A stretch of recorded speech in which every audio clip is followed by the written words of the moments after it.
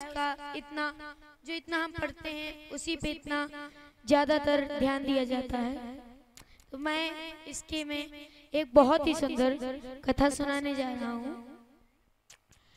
एक माता जी थी, वह अवध अयोध्या धाम अवध में आई। श्री कनक बिहारी बिहारनी जो सरकार के मंदिर में गई और वहां पे उन्होंने रामायण ली और रामायण चालू कर दिए। वो माता जी अपने साथ रामायण और लोटा और एक धोती, बस ज्यादा नहीं, बस 3 चीजें, इतनी चीजें बस वो लेती थी। वे प्रतिदिन रामायण पढ़ने कनक बिहारी बिहारनी जो सरकार के यहाँ आती थी। तो सभी संत लोग बोले, वाह वाह, क्या कितनी अच्छी इनकी सोच है कि प्रतिदिन यहाँ पे रामायण पढ़ने आती हैं। और कुछ लोग हैं कि कभी जिंदगी बीत गई और कभी रामायण का नाम तक नहीं सुना। कितनी अच्छी इनकी सोच है। तो वहां पे अवध में, अयोध्या में एक बहुत ही सुंदर, बहुत ही प्रसिद्ध संत उस वक्त वहां आए थे। उन्होंने उन माता के बारे में सुना। उन्होंने बोला कि इन्हें तो हम जानते हैं। उन्होंने बताया कि हमने इनसे ट्रेन में मिले थे, हम इनसे।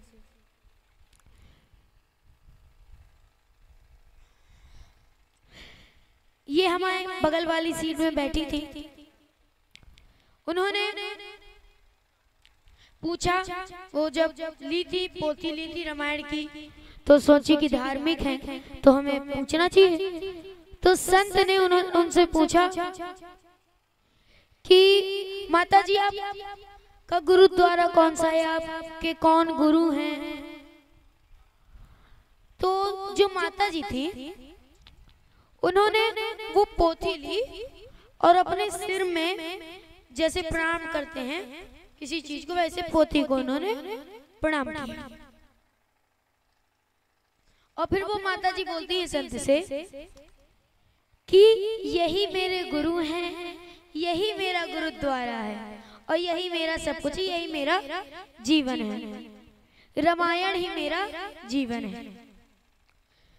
तो संत जी ने उनसे पूछा कि आप कहाँ जा रहे हैं? उन्होंने बताया कि हम प्रयागराज की ओर जा रहे हैं। संत जी ने बोला, हम भी वहीं जा रहे हैं, चलिए साथ साथ चलेंगे, वहां संगम में स्नान करेंगे, भजन करेंगे। वह माता उतरी कब और कब निकल गई, संत को पता भी नहीं चला और वो निकल गई अपना। वो संत उनको ढूंढते रह गए। वहां संगम में वो पहुंची जाके। जब तक संत वहां तक पहुंचे संगम तक, तब तक वो नहा धो चुकी थी, सब तैयार हो गई थी।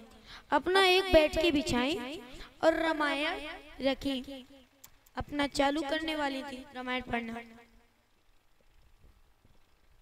तो जो संत थे उन्होंने दूर से सोचा, देख के कि देखते हैं हम ये कर क्या रही हैं, अच्छा पूरी देखते हैं करती क्या है, उनके पूरा ध्यान रखते हैं हम क्या करती हैं ये। उन्होंने उनके ऊपर नजर लगाए रहे। तो अचानक से उन संत जी ने देखा कि अपने आप रामायण के जो पन्ने हैं वो अपने आप हिलने लगे, जैसे कोई हवा चल रही बहुत, और वहां पे कोई भी हवा नहीं चल रही थी, अपने आप वो पन्ने हिल रहे थे।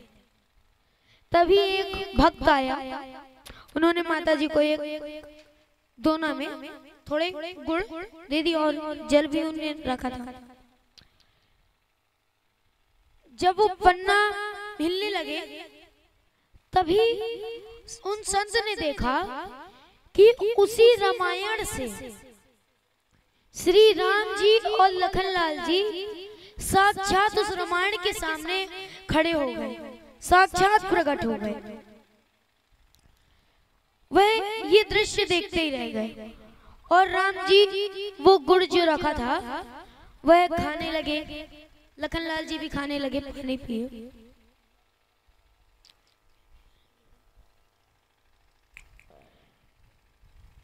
और वो माता अपना पढ़ रही थी, अपना रामायण पढ़ रही थी, उन्हें तो देख ही रहे थे। संत ने ये देखा, वो बहुत उन माता के प्रति बहुत खुश, उन्होंने देखा कि जब रामायण केवल रामायण पढ़ने से, प्रतिदिन अगर हम रामायण पढ़ें उससे हमें भगवान मिल जाते हैं।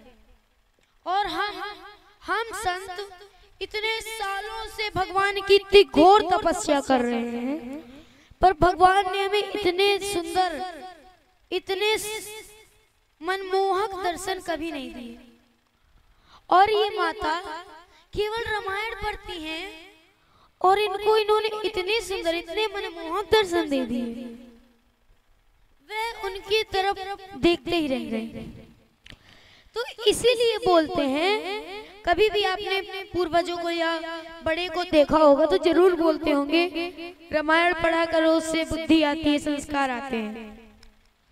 उसमें हमारे जीवन की सब चीजें लिखी हैं कि हम अपने जीवन को कैसे सुधार सकते हैं, क्या करेंगे, हम ये करेंगे तो हमारा जीवन का उद्धार हो जाएगा। केवल हम कुछ ना करें तो केवल रामायण ही पढ़े, उसी से हमारा बहुत कुछ हो जाएगा, बहुत भगवान हमारे साथ जिंदगी भर साथ देंगे। तो मैं आप सभी लोगों से यही कहना चाहूंगा कि हमें रामायण जरूर पढ़नी चाहिए। उससे हम पढ़ते हैं तो पहले तो हमारे बच्चे, भाई बहन कोई भी देखता है तो उसको भी आकर्षण होता है पढ़ने का।